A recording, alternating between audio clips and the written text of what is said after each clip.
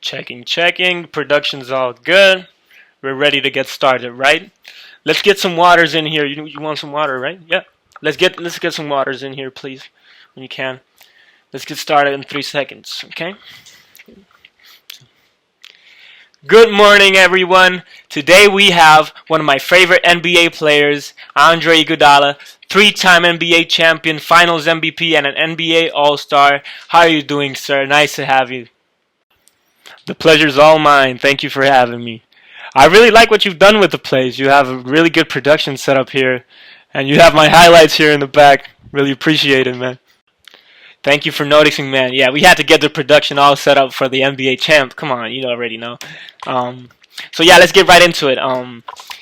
So you've had an amazing career. You've been sick. This is your 16th year. You're going into your 16th year. That's awesome. But I wanted to talk about a certain controversial topic regarding NCAA. Because you were part of the NCAA for 2 years with Arizona, and I wanted to talk to you about what you thought about the student athletes not getting any money out of all the revenue they generate for that league.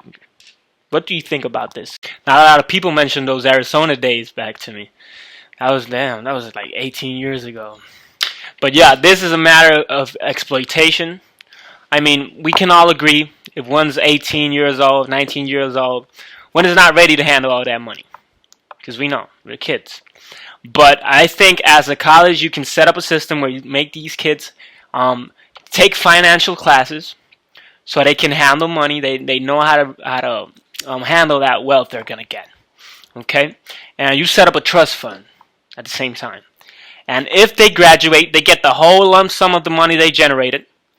And in that way, you incentivize these kids to get an education, get a degree. At the same time, they get the money. If they don't graduate, it's okay to get a staggered amount, but we want to incentivize that education. Because we all have heard of those horror stories where these athletes lose all their money after getting a lump sum of money, getting millions. They lose it because they don't know how to handle it. People exploit them.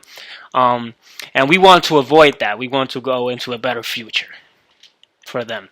And at the end of the day, we just want them to regain all the money they generated for their individual colleges, because they do generate a lot of money. That's the main income for them and the coaches.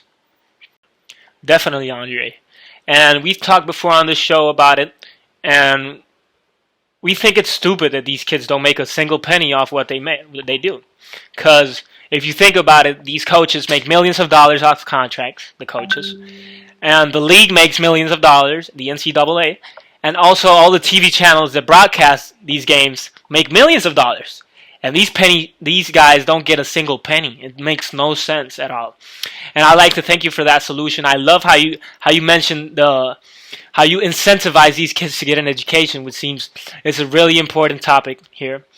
And we'd like to see in the future, we'd like to see more talks of this, because the NCAA keeps giving a blind eye to all these talks. And there's a lot of people talking about this.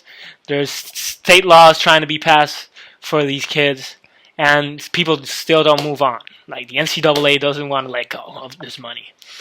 And we'd like to thank you for that comment. We'll be right back. We're going to a brief commercial break. Thank you, guys. We'll be right back.